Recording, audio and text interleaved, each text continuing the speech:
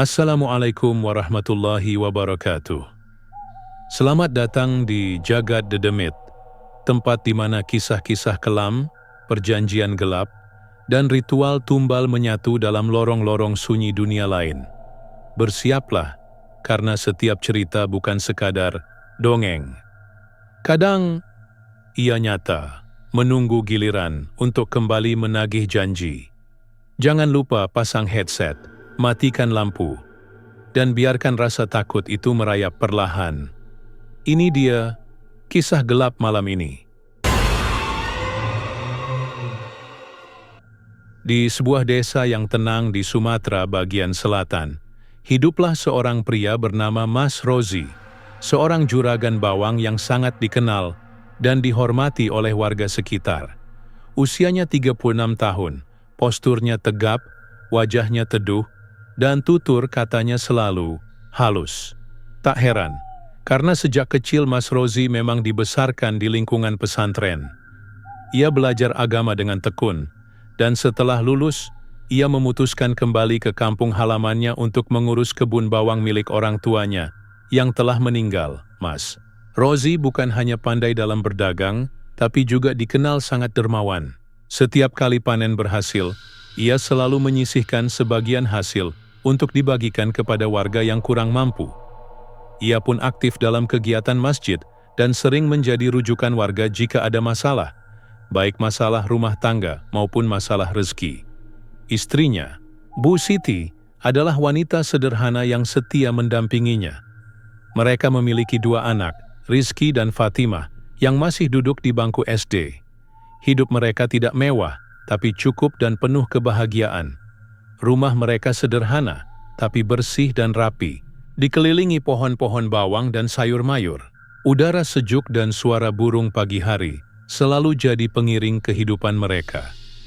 Namun, kedamaian itu mulai terusik saat seorang pria baru datang membuka usaha yang sama, jualan bawang, di desa tersebut. Pria itu bernama Pak Bambang, berusia sekitar 50 tahun, dan dikenal sebagai pendatang dari luar daerah. Awalnya, kedatangannya disambut biasa oleh warga, tapi lama-kelamaan, sifat aslinya mulai terlihat. Kasar, suka bicara tinggi, dan pelit. Pak Bambang membuka lapak bawangnya tak jauh dari pasar tempat Mas Rozi biasa menjual hasil panennya. Ia memasang spanduk besar-besaran, memberi potongan harga besar, dan mencoba menarik perhatian dengan cara-cara yang cenderung merendahkan pedagang lain. Namun meskipun begitu, pembeli tetap lebih memilih bawang dari Mas Rozi. Bukan hanya karena kualitasnya lebih baik, tapi juga karena sikap ramah dan jujur Mas Rozi saat berdagang. Hari demi hari, Pak Bambang mulai merasa tertekan. Stok bawangnya menumpuk, uangnya makin menipis, dan usahanya tak kunjung membaik. Ia mulai menyimpan rasa dengki dalam hatinya. Setiap malam, ia duduk termenung di teras rumahnya sambil memandangi rumah Mas Rozi dari kejauhan. Matanya merah, penuh amarah yang ditekan. "Apa kurangnya aku dibanding dia?" gerutunya suatu malam. "Dia lulusan pesantren, iya. Tapi aku juga pintar berdagang. Tapi kenapa pembeli semua lari ke dia?" Pak Bambang mulai mencari cara-cara cepat. Ia tak lagi berpikir logis. Dalam benaknya, jika Mas Rozi tak ada, maka pembeli akan datang padanya. Pikiran jahat itu makin tumbuh dan berakar. Hingga suatu malam Jumat, ia diam-diam pergi ke daerah perbukitan, ke rumah seorang dukun tua yang konon sangat sakti. Namanya Mbah Surya, pria tua dengan rambut panjang dan mata yang tajam seperti elang. "Aku ingin usaha bawangku maju, dan orang itu, Mas Rozi, lenyap dari kampung ini," kata Pak Bambang dengan nada penuh dendam. Mbah Surya hanya tersenyum miring. Ia menyuruh Pak Bambang membawa segenggam tanah dari depan rumah Mas Rozi, segumpal rambut dari pembeli yang pernah membeli bawangnya, dan seekor ayam hitam yang belum pernah bertelur. Ritual pun dilakukan malam itu juga. Asap kemenyan memenuhi ruangan. Mantra-mantra dibaca dalam bahasa yang tidak dimengerti. Sebuah boneka jerami dibuat menyerupai tubuh Mas Rozi, lalu ditusuk dengan paku 9. Dalam waktu 7 hari, dia akan merintih. Dalam 2 minggu, dia akan rebah. Dan sebelum sebulan, dia akan lenyap, kata Mbah Surya dengan suara bergetar.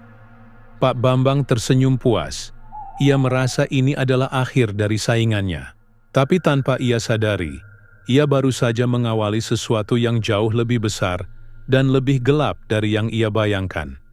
Malam itu juga, angin bertiup kencang di rumah Mas Rozi.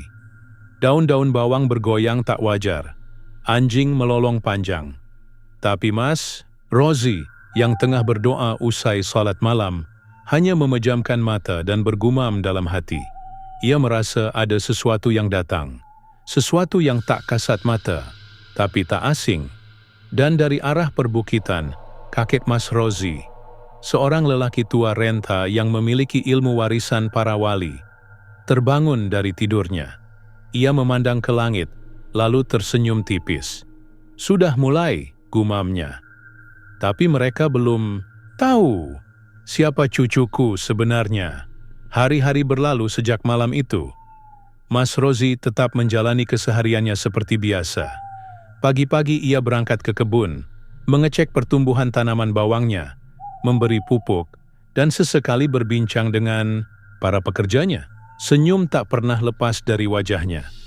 Namun, tanpa ia sadari, ada mata penuh amarah yang terus mengintai dari kejauhan. Di rumah Pak Bambang, ia menunggu dengan penuh harap. Setiap pagi ia berdiri di depan warung, memandang ke arah rumah Mas Rozi. Ia berharap mendengar kabar buruk. Ia ingin melihat Mas Rozi tergeletak, usahanya hancur, atau minimal kehilangan pembeli. Tapi semuanya berjalan normal, bahkan lebih baik dari sebelumnya. Kenapa belum juga kena? Desis Pak Bambang dengan gusar. Ia pun kembali ke rumah, duduk lesu di sudut ruangan, ditemani bau kemenyan yang masih tersisa dari malam ritual santet itu. Sementara itu, di rumah Mas Rozi, hal-hal aneh mulai terjadi. Malam itu, sekitar pukul 2 dini hari, Bu Siti terbangun karena mendengar suara langkah kaki dari atap rumah. "Rozi, kamu dengar nggak?" bisiknya sambil mengguncang suaminya, yang sedang tidur. Mas Rozi membuka mata perlahan. Suara itu terdengar jelas. Langkah kaki seperti orang berjalan pelan-pelan di atas atap, lalu terdengar suara goresan seperti kuku mencakar seng. Mereka saling menatap dalam gelap. "Tenang, jangan takut," kata Mas Rozi pelan. Ia bangun, mengambil air wudhu, lalu salat 2 rakaat di ruang tamu. Setelah itu ia membaca ayat-ayat suci dengan suara pelan, namun lantang. Anehnya, begitu ayat itu selesai dibacakan, suara di atap langsung berhenti. Pagi harinya, anak sulung mereka, Rizky, tiba-tiba jatuh demam tinggi. Tubuhnya panas seperti terbakar. Matanya melotot, dan terus bicara tak jelas. Ia meracau, menyebut nama yang tak mereka kenal. "Bawa aku ke Mbah Surya. Tolong jangan bawa dia." Bu Siti panik, memeluk anaknya sambil menangis. Mas Rozi tetap tenang, meskipun hatinya mulai dipenuhi tanya. Ia membawa Rizky ke puskesmas, namun dokter bilang tidak ada gejala medis. Anaknya sehat, mungkin kecapekan, atau mimpi buruk, begitu kata mereka. Tapi Mas Rozi tahu, ini bukan penyakit biasa. Malam kedua, keadaan makin parah. Pukul 3 pagi, pintu belakang rumah terbuka sendiri. Terdengar suara ketukan keras di jendela. Saat Bu Siti melihat ke arah dapur, ia melihat bayangan hitam berdiri kaku di luar rumah, menghadap ke arah jendela kamar anak-anak. Sosok itu tak bergerak, hanya berdiri tegak dengan kepala tertunduk. Bu Siti menjerit keras. Mas Rozi segera keluar membawa air doa dan langsung menyiramkan ke arah jendela. Sosok itu menghilang dalam sekejap, seperti kabut yang tersapu angin. Keesokan harinya, Mas Rozi merasa waktunya sudah tepat. Ia mengambil sepeda motor dan berangkat ke desa sebelah, tempat tinggal kakeknya, yang dipanggil orang dengan sebutan Abah Hashim. Lelaki tua itu tinggal di sebuah rumah sederhana, dekat hutan kecil, dikelilingi pepohonan besar, dan aroma menenangkan.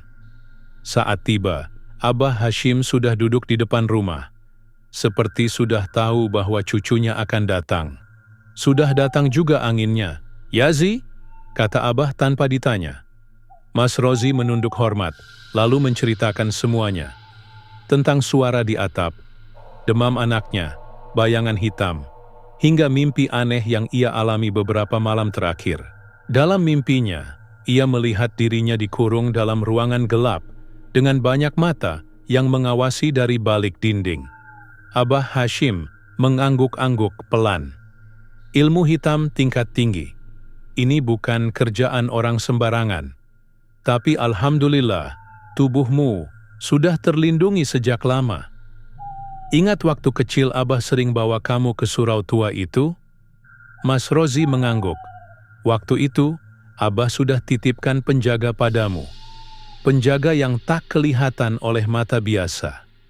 Ilmu putih warisan Abah dan para guru dulu." Abah lalu mengambil kendi tanah liat, berisi air yang sudah diritualis sejak lama. Ia memandikan Mas Rozi dengan air itu, membaca doa-doa dan zikir yang panjang. Setelah itu Abah menyerahkan sebuah kantong kecil, berisi daun kering dan benang merah. "Ini pelindung, simpan di bawah kasur. Dan satu hal penting, jangan sekali-kali membalas dengan cara yang sama." Mas Rozi mengangguk. "Saya hanya ingin keluarga saya selamat.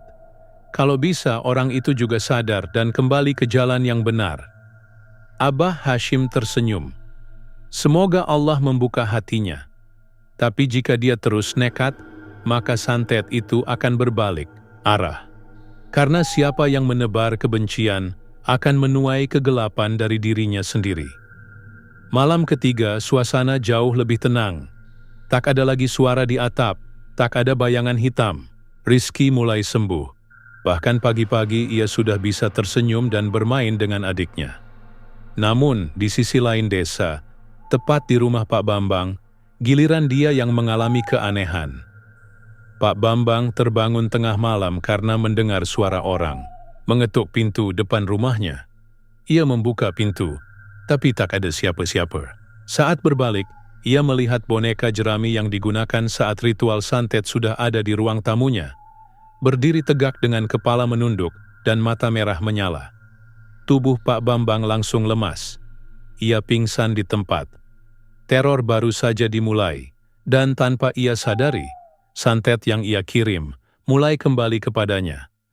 Angin malam terasa lebih dingin dari biasanya.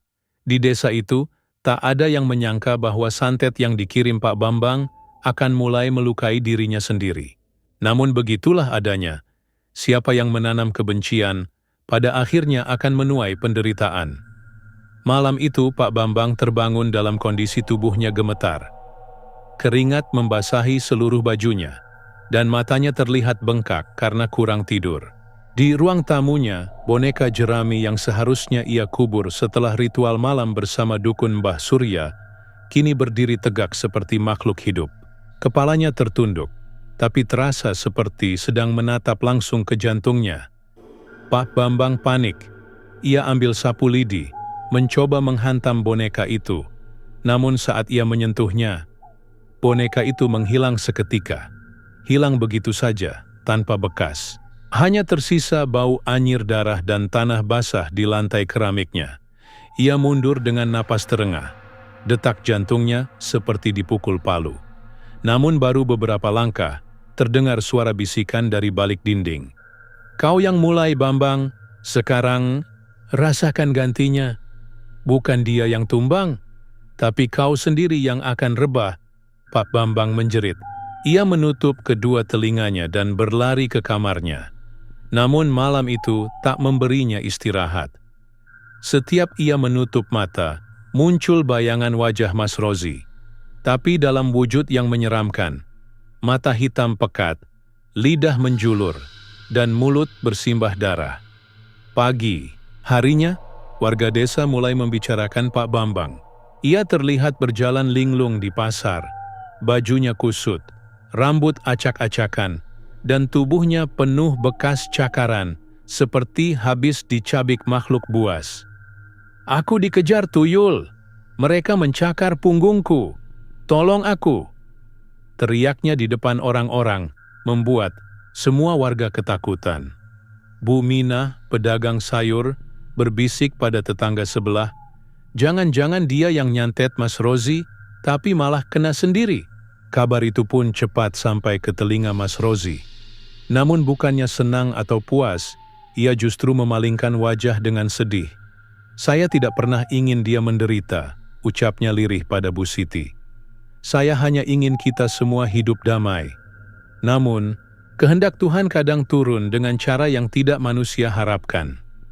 Di malam keempat, Pak Bambang sudah tidak bisa tidur lagi.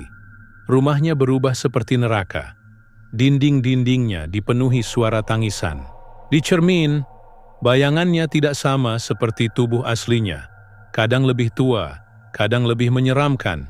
Dan kali ini, bukan hanya boneka jerami yang muncul. Mbah Surya, sang dukun, datang dalam wujud gaib. Wajahnya hancur, tubuhnya penuh luka, seolah dia sendiri telah menjadi korban santet yang ia buat. "Kenapa dia kuat?" geram Pak Bambang sambil menangis. "Kenapa santetku tak bisa menjatuhkannya?" Mbah Surya menjawab dengan suara serak.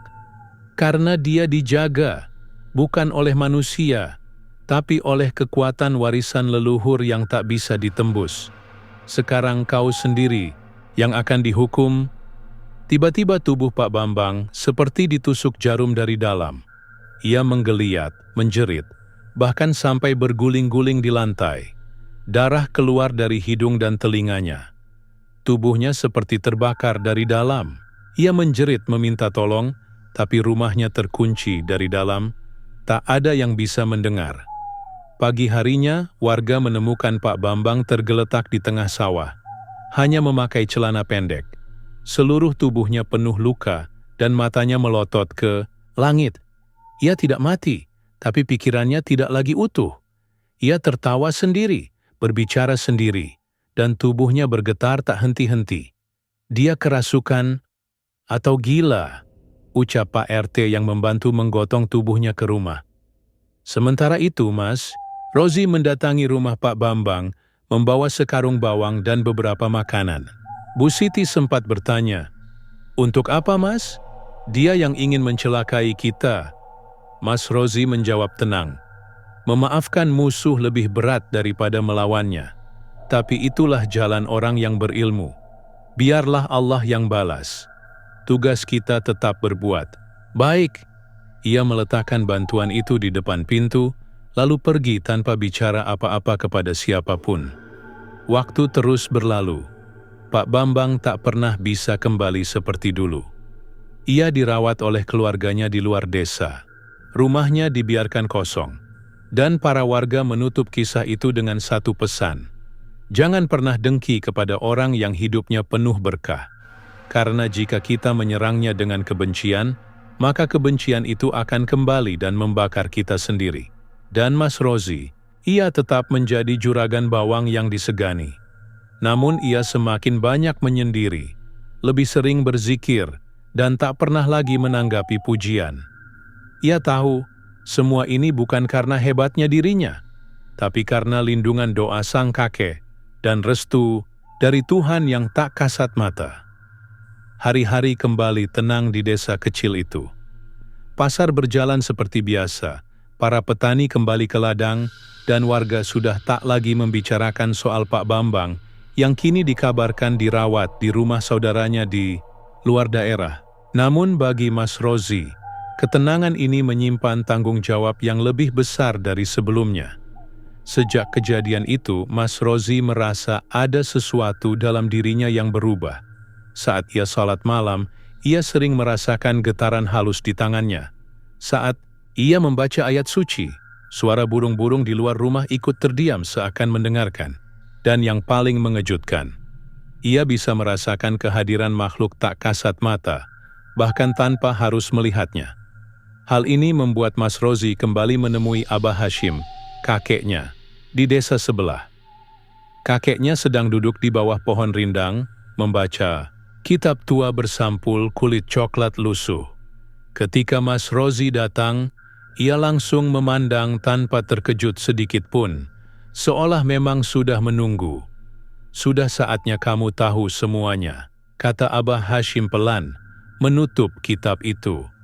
Di dalam rumah tua, yang dindingnya terbuat dari kayu jati, Abah Hashim mulai membuka kisah yang selama ini disimpan rapat.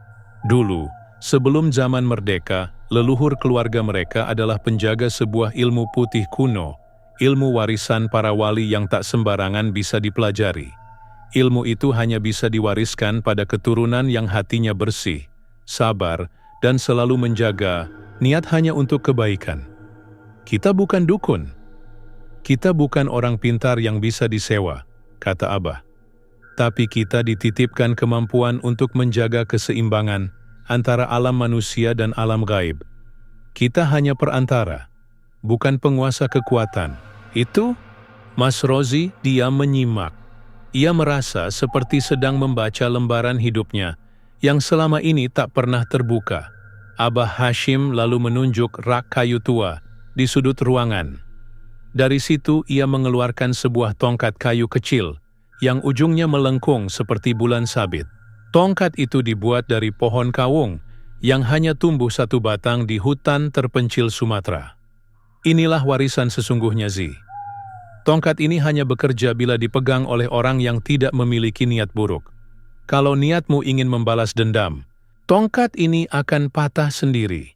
Tapi jika kamu gunakan untuk menolong, ia akan membimbingmu, bahkan ke tempat yang tidak terlihat oleh mata biasa. Mas Rozi menerima tongkat itu dengan tangan bergetar. Ketika ia menggenggamnya, ia merasakan hawa hangat mengalir ke seluruh tubuhnya, seperti disentuh cahaya. "Mulai sekarang," lanjut Abah, "kamu bukan hanya juragan bawang. Kamu juga penjaga cahaya di desa ini. Jika suatu hari ada yang datang dengan tidak niat jahat, kamu tak hanya menangkis, tapi juga harus menyelamatkan mereka dari diri mereka sendiri."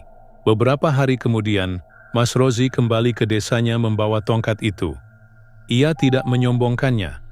Ia menyimpannya di dalam kotak kecil yang ia letakkan di dekat Al-Quran di ruang tamunya. Namun sejak saat itu, ia mulai mendapat kunjungan. Tak biasa.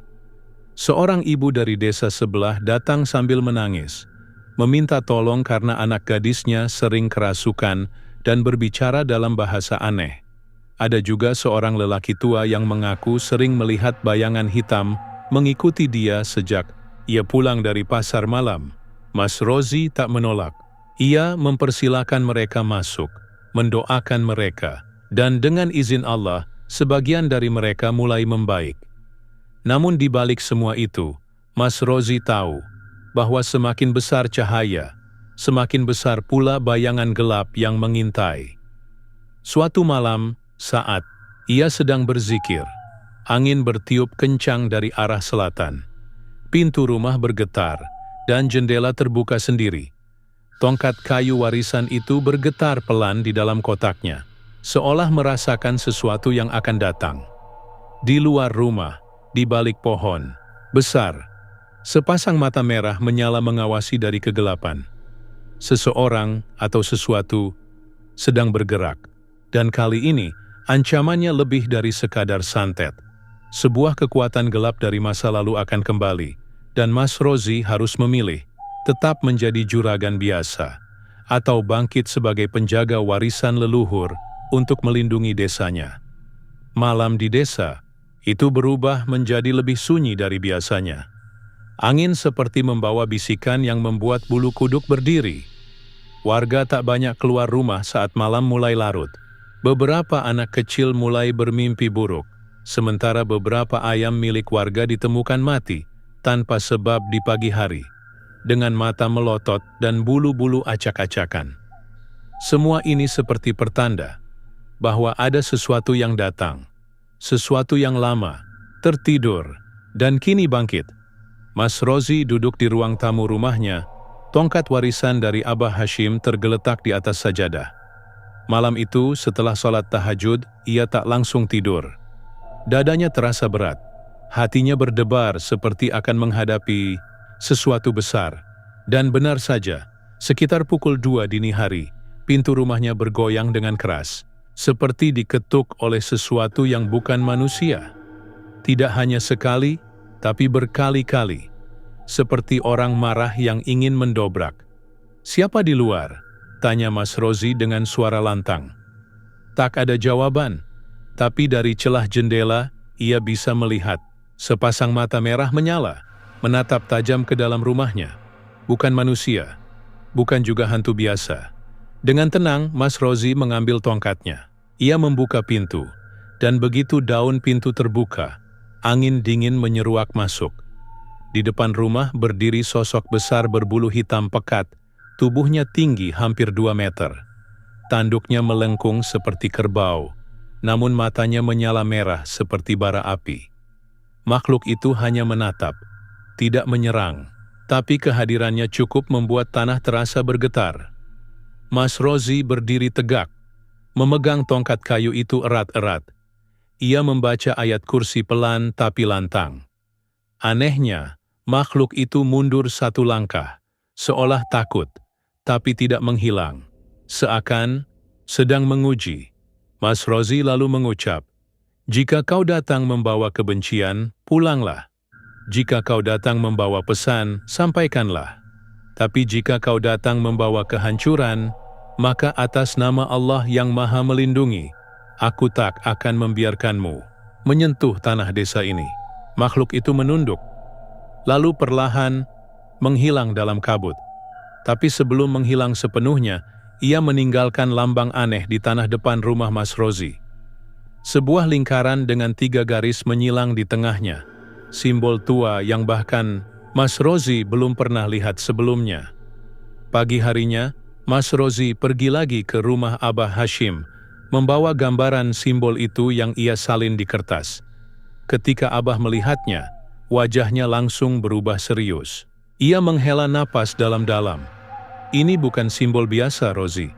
Ini adalah tanda pemanggil bayangan selatan, salah satu makhluk dari zaman leluhur, yang pernah dikurung oleh para wali tua.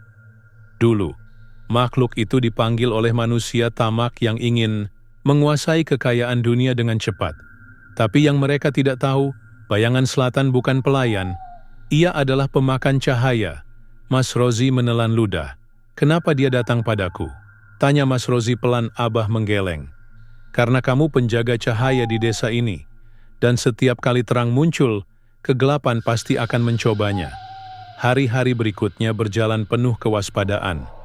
Mas Rozi mulai sering bermimpi melihat api yang membakar sawah, langit yang merah darah, dan suara jeritan dari arah hutan selatan desa. Ia tahu, sesuatu sedang dikirim. Sesuatu yang lebih buruk dari santet Pak Bambang. Lalu malam itu datang. Langit mendung, hujan turun pelan seperti bisikan. Tangis, tiba-tiba listrik padam di seluruh desa. Gelap total. Anak-anak menangis, hewan-hewan resah. Dan dari kejauhan, terdengar bunyi lonceng tua berdentang sendiri dari arah hutan selatan. Mas Rozi tidak tinggal diam. Ia mengambil tongkatnya, mengenakan sorban putih peninggalan Abah Hashim, dan berjalan sendiri menuju arah suara itu. Di tengah jalan, beberapa warga melihatnya dan hendak ikut, tapi Mas Rozi menolak. "Ini bukan perang untuk ramai-ramai," katanya. "Ini urusan cahaya dan kegelapan. Doakan saja aku." Ia melangkah pelan tapi pasti, masuk ke dalam hutan yang sunyi. Daun-daun basah, bau tanah menyengat, dan kabut tebal menyelimuti jalan. Lonceng terus berdentang, semakin dekat, dan di tengah hutan, di bawah pohon beringin besar yang dikeramatkan oleh warga, ia melihat sebuah lubang besar menganga. Di dalamnya seperti ada dunia lain. Udara dari lubang itu dingin, tapi terasa seperti membakar paru-paru. Dari dasar lubang, mata merah itu muncul lagi. Tapi kali ini, tidak hanya 1 pasang. Ada puluhan mata merah yang menyala dari kegelapan. Seolah makhluk-makhluk itu sedang menunggu perintah. Mas Rozi menancapkan tongkatnya ke tanah, membaca ayat-ayat pelindung, dan meminta satu hal. "Ya Allah, jika Engkau ingin hamba-Mu ini menjadi tembok antara terang dan gelap, maka jadikan aku kuat. Tapi jika engkau belum izinkan, maka biarkan mereka tetap tertidur di alamnya. Tiba-tiba, cahaya besar menyinar dari langit. Hujan berhenti, kabut tersapu angin, dan dari tongkat Mas Rozi, keluar cahaya putih yang menyilaukan. Semua mata merah itu menghilang seketika. Lubang besar itu perlahan tertutup. Seperti belum pernah ada. Mas Rozi pulang saat fajar menyingsing. Wajahnya lelah tapi damai. Desa kembali tenang. Namun, kini ia tahu, tugasnya bukan lagi sekadar menjaga ladang bawang. Ia telah dipanggil untuk menjaga batas antara terang dan gelap. Dan ia siap. Fajar menyingsing dengan sinar keemasan yang perlahan menyapu kabut dari tanah desa. Warga mulai kembali beraktivitas, namun masih dengan sisa kecemasan dari malam sebelumnya. Suara lonceng dari hutan selatan, listrik yang tiba-tiba padam, dan hewan-hewan yang bertingkah aneh, semua menjadi buah bibir yang menimbulkan tanda tanya besar. Apa sebenarnya yang sedang terjadi? Namun hanya satu orang yang tahu jawaban pastinya. Mas Rozi. Ia duduk di beranda rumahnya dengan wajah tenang, tapi mata yang tak bisa menyembunyikan kelelahan. Tongkat kayu pusaka diletakkan di samping sajadahnya, sedikit retak di bagian ujung, tanda bahwa malam sebelumnya bukan sekadar mimpi. Beberapa hari kemudian, Mas Rozi kembali ke rumah Abah Hashim. Ia membawa kabar tentang lubang hitam di bawah pohon beringin dan mata-mata merah yang sempat muncul dari dalamnya. Abah Hashim hanya mengangguk pelan, seperti telah menduga semuanya. "Rozi," kata Abah, suaranya berat. "Kamu sudah melihat lubang itu. Dan kamu sudah tahu, itu bukan lubang biasa. Itu adalah gerbang lama, jalan ke dunia jin yang dulu pernah dibuka oleh seseorang dari desa kita sendiri." Mas Rozi menatap Abah penuh tanya. Abah melanjutkan, "Dulu, ada seorang ulama yang sangat dihormati di desa ini. Namanya Ki Pranoto. Ia adalah orang yang sangat cerdas, kuat ilmunya, dan dipercaya oleh para santri dan warga. Tapi satu hal yang ia sembunyikan, ambisinya yang besar. Ia ingin melampaui semua wali dan guru-gurunya. Ia ingin kekuatan tanpa batas." Mas Rozi mulai merasakan hawa dingin di dadanya. Dalam usahanya itu, lanjut Abah, Ki Pranoto pergi bertapa selama 40 hari, 40 malam di hutan selatan. Dan pada malam terakhir, ia membuka gerbang lama untuk memanggil kekuatan dari alam jin, yang sekarang dikenal sebagai Bayangan Selatan.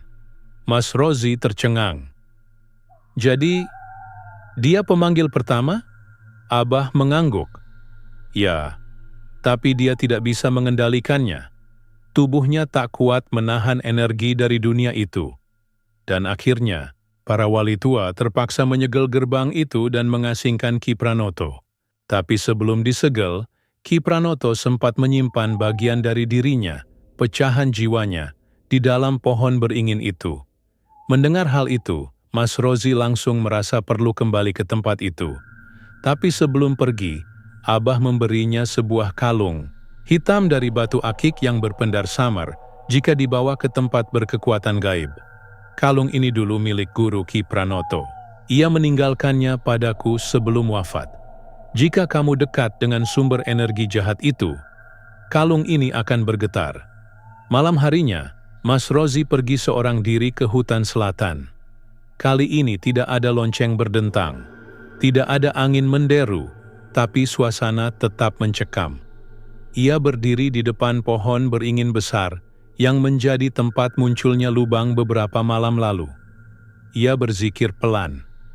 Kalung di lehernya mulai bergetar lembut, tanda bahwa ada sesuatu di dalam pohon itu.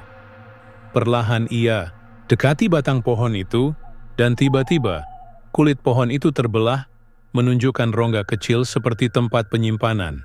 Di dalamnya, ada benda kecil menyerupai potongan tulang, dibungkus kain kafan lusuh. Ketika disentuh, suara-suara bergema di kepala Mas Rozi. Suara Ki Pranoto, bukan tubuhnya, tapi sisa jiwanya yang tersisa di dunia ini. Kau pikir bisa menahanku, pewaris cahaya? Aku akan kembali. Dan kali ini, bukan hanya desa yang akan kuambil, tapi seluruh negeri ini akan sujud padaku.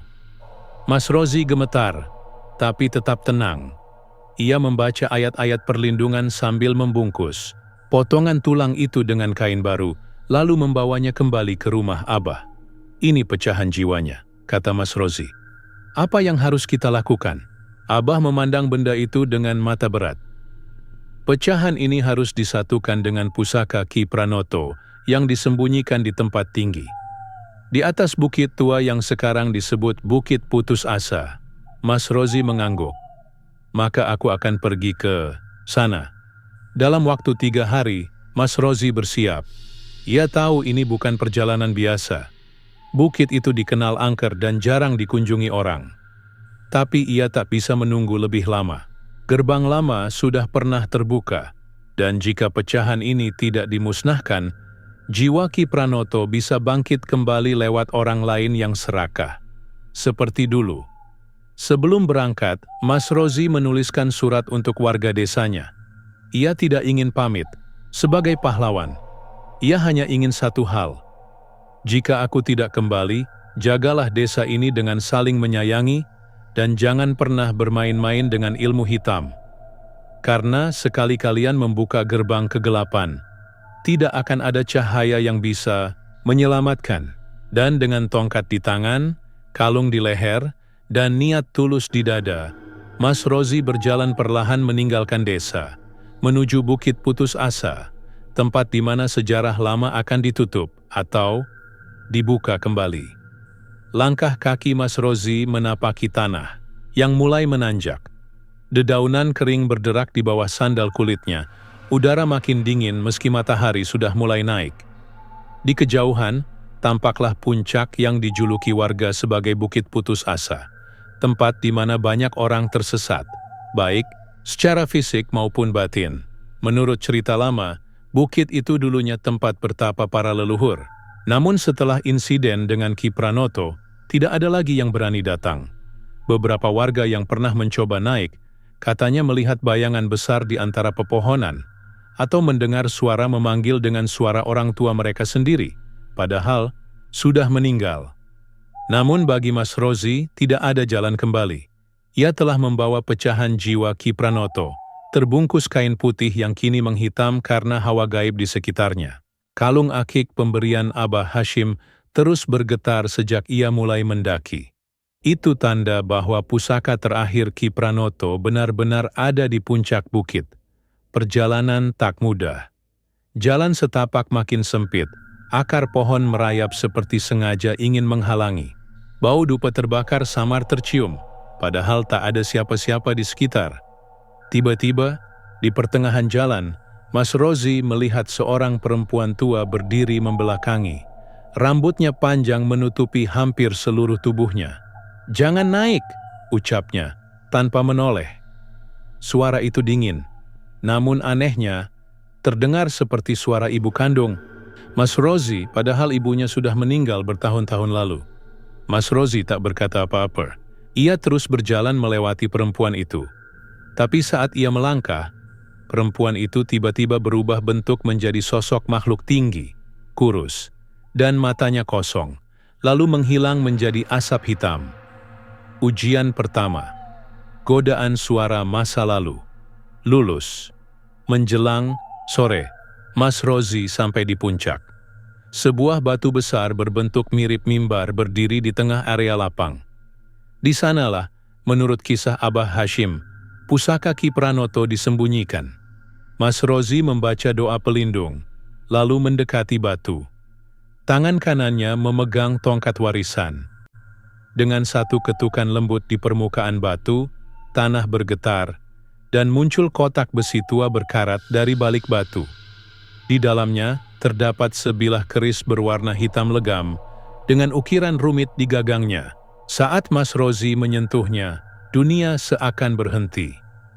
Udara menjadi berat, dan dari dalam pikirannya, suara Ki Pranoto terdengar jelas. "Satukan aku dengan tubuhku, dan kamu akan mendapatkan kekuatan yang belum pernah ada di dunia ini." "Wahai penjaga terang, apa kamu tak lelah jadi korban?"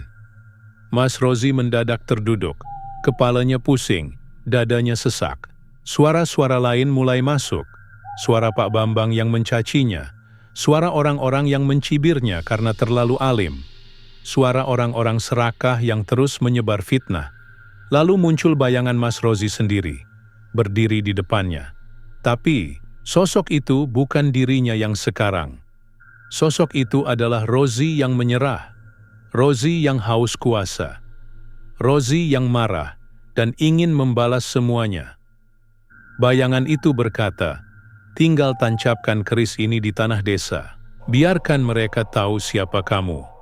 Tidak ada lagi caci maki, tidak ada lagi kesabaran palsu. Hanya kamu dan kekuatan mutlak." Tangan Mas Rozi gemetar. Tapi tiba-tiba, dari balik sorban putihnya, jatuh secarik kertas kecil. Tulisan tangan Abah, Hashim. Cahaya tidak perlu membuktikan dirinya. Ia cukup hadir, dan kegelapan akan pergi. Air mata Mas Rozi jatuh. Ia menggenggam kuat pecahan jiwa Ki Pranoto dan keris tersebut. "Kamu salah," jawabnya pelan. "Aku memang lelah, tapi aku tidak sendiri. Aku dijaga doa-doa orang baik. Dan aku tidak akan membalas kegelapan dengan kegelapan." Dengan tenaga terakhir, ia menggabungkan pecahan jiwa dan keris itu, lalu menguburnya kembali di bawah batu besar, membungkusnya dengan jampi-jampi pelindung, dan menyegel dengan bacaan ayat kursi 3 kali, serta doa nurbuat yang diajarkan abahnya sejak kecil. Saat segel selesai dibacakan, langit yang tadinya kelabu berubah cerah. Udara menjadi ringan, dan di kejauhan, burung-burung kembali terdengar berkicau. Gerbang lama telah ditutup, pusaka kegelapan telah disegel kembali, dan Mas Rozi, meski lelah, menang sebagai penjaga cahaya. Ia turun dari bukit malam itu juga. Wajahnya tenang, dada lapang. Ia tak membawa kekuatan besar, tapi membawa sesuatu yang jauh lebih penting, kedamaian. Warga menyambutnya dengan senyum dan haru. Bahkan beberapa yang dulu meragukannya kini datang mencium tangan, meminta maaf, dan berterima kasih. Namun Mas Rozi hanya tersenyum dan berkata, "Saya hanya ingin satu hal. Jangan lagi ada yang bermain-main dengan ilmu gelap, santet, dendam, dan iri hati. Itu semua pintu bagi kegelapan. Kita sudah hampir kehilangannya sekali. Jangan diulang." Dan sejak hari itu desa menjadi tenang kembali. Pak Bambang belum muncul lagi di pasar. Konon katanya sakit dan pindah ke kota. Namun kisahnya belum selesai. Karena di suatu malam, setelah semuanya tenang, Mas Rozi mendapat bisikan dalam mimpinya. Suara yang berbeda, lebih halus. Kegelapan memang bisa dikurung, tapi selama ada hati yang penuh amarah, ia akan selalu punya jalan. Sudah lebih dari sebulan sejak Mas Rozi menyegel pusaka Ki Pranoto di Bukit Putus Asa. Desa kembali damai, pasar kembali ramai. Bahkan hujan turun lebih teratur, seolah alam pun turut membersihkan sisa-sisa kegelapan yang sempat menyelimuti. Namun kedamaian itu tak bertahan lama. Di sebuah kota kecil di luar provinsi, jauh dari desa tempat Mas Rozi tinggal, terdapat sebuah rumah tua di pinggir jalan sempit. Rumah itu gelap, hanya diterangi cahaya lampu minyak. Di dalamnya, seorang pria terbaring lemah di ranjang kayu reyot. Wajahnya pucat, tubuhnya kurus, tinggal tulang. Itulah Pak Bambang. Setelah serangan balik ilmu santet yang gagal, tubuhnya semakin melemah. Ia tak bisa lagi berdagang. Lidahnya kaku. Setiap malam, ia bermimpi melihat ular besar melilit tubuhnya. Dan sosok hitam berdiri di pojok ruangan, menatapnya dengan mata merah menyala. Tapi rasa dendamnya belum mati. Di sebelah tempat tidurnya, duduk seorang wanita tua berpakaian serba hitam. Wajahnya keriput, namun matanya tajam seperti jarum. Namanya Makliah, dukun dari daerah pesisir yang terkenal, karena bisa memanggil roh-roh terbuang. Makliah menatap Pak Bambang dengan tatapan kosong. Kau masih ingin Rozi jatuh, kan? Tanyanya lirih. Pak Bambang mengangguk perlahan. Mak Liah mengeluarkan segumpal tanah kuburan dari dalam kantong kain. Kalau begitu, aku akan panggil arwah yang bahkan jin pun enggan dekat. Tapi engkau harus siap. Jiwamu bukan milikmu lagi setelah ini. Pak Bambang mengangguk lagi. Matanya penuh dendam. Ambil apa saja yang perlu. Malam itu, ritual dimulai. Di dalam ruang gelap itu, Mak Liah menggambar lingkaran darah ayam hitam di lantai. Lilin-lilin menyala dengan api biru. Bau kemenyan memenuhi ruangan.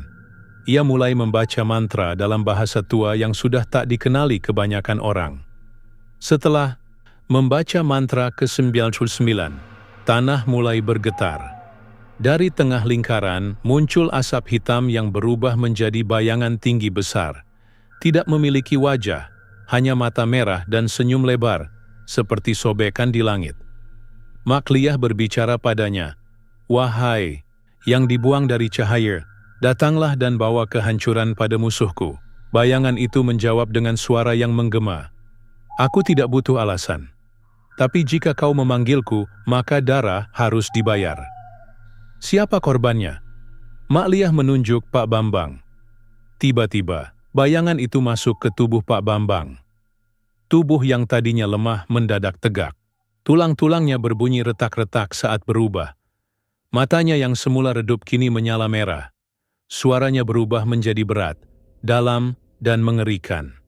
"Sekarang, saatnya aku datang kembali. Tapi bukan sebagai Pak Bambang.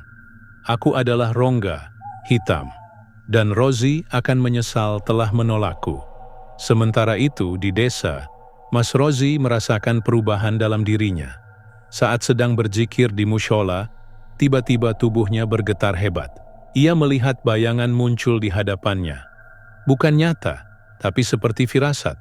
Bayangan itu berbentuk tubuh Pak Bambang, tapi bukan lagi manusia. Mata menyala, suara berat terdengar. "Kau pikir sudah menang, Rozi? Aku sudah kembali. Tapi kali ini bukan sebagai manusia." Mas Rozi terjatuh. Nafasnya berat. Kalung akiknya pecah begitu saja. Padahal sebelumnya tak pernah retak. Abah Hashim datang terburu-buru. Melihat kondisi Rozi, ia tahu bahwa ini bukan santet biasa. "Kita sedang berhadapan dengan sesuatu yang bukan berasal dari dunia ini," ucap Abah.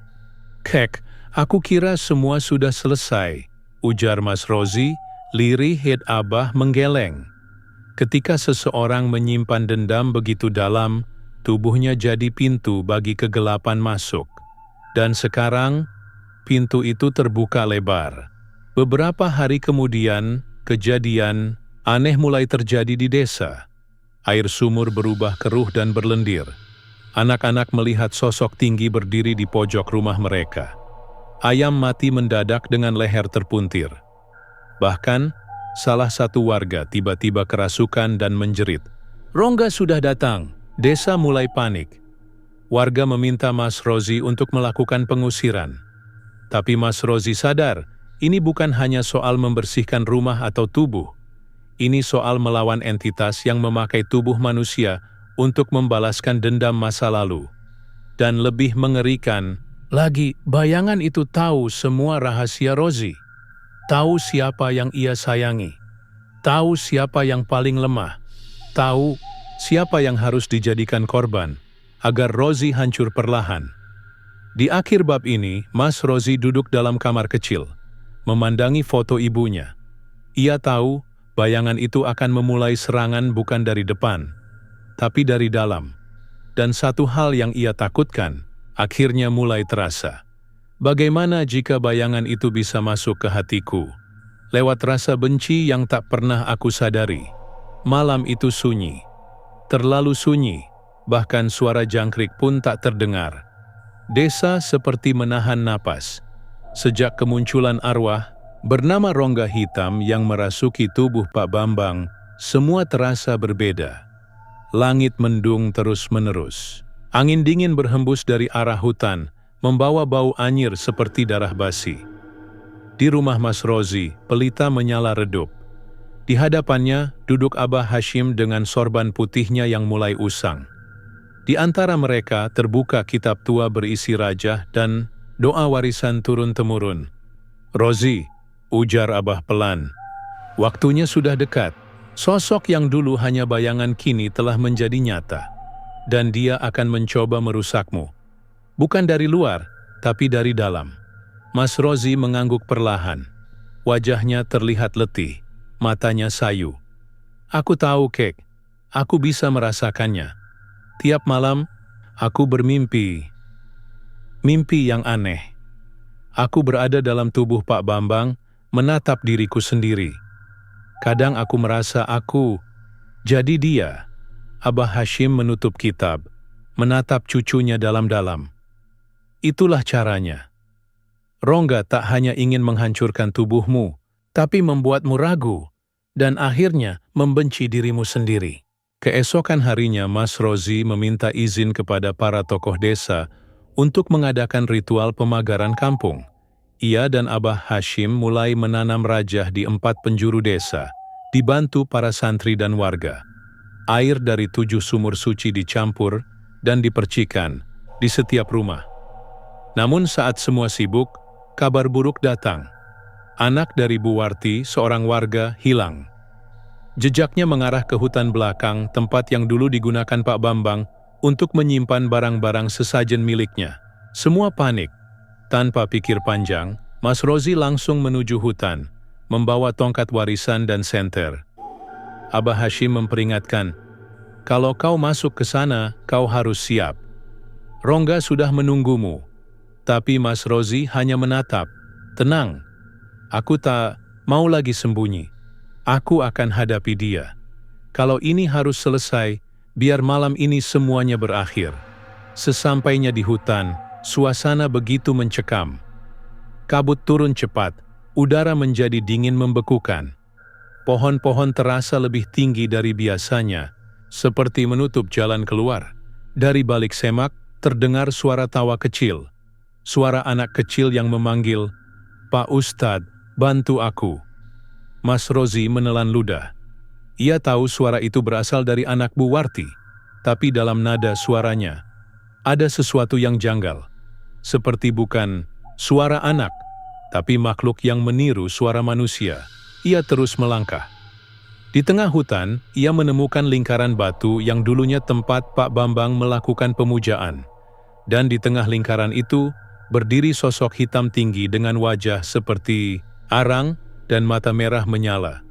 Sosok itu tersenyum. "Selamat datang, penjaga terang." Suaranya bergema, seakan berbicara dari segala arah. Mas Rozi berdiri tegap. "Kau tak akan bisa menakutiku." Rongga hitam mendekat, perlahan. Setiap langkahnya membakar tanah. "Aku tidak butuh menakutimu. Aku hanya perlu membuatmu marah. Buatmu lelah, muak, dan menyerah." Kemudian, sosok itu mengubah bentuk menjadi Pak Bambang, lalu menjadi wajah teman-teman yang pernah mengkhianati Rozi, bahkan berubah menjadi ibu kandungnya, yang menangis sambil berkata, "Anakku, kenapa kau biarkan aku mati sendirian dulu?" Mas Rozi mulai lemas, kepalanya berputar, perasaan bersalah, marah, kecewa, semuanya menyerbu. Inilah serangan terakhir Rongga, serangan dari dalam hati. Tapi saat hampir tersungkur, Mas Rozi mendengar suara kecil dalam dirinya. Suara yang dulu selalu menguatkannya saat kecil. Suara Abah Hashim. Cahaya bukan berarti tanpa gelap, tapi ia tetap bersinar, meski dikelilingi kegelapan. Dengan sisa tenaga, Mas Rozi mengangkat tongkatnya dan membaca doa pelindung, disusul ayat kursi. Suara Rongga memekik. Tubuhnya mulai meleleh seperti lilin. "Kau tidak bisa mengusirku, Rozi. Aku bagian dari amarahmu, dari rasa kecewa yang kau simpan sejak dulu." Tapi Mas Rozi menjawab tenang, "Benar, aku memang punya luka, tapi aku memilih menyembuhkannya, bukan memeliharanya." Ia menancapkan tongkatnya ke tanah, membaca doa nubuat dengan lantang.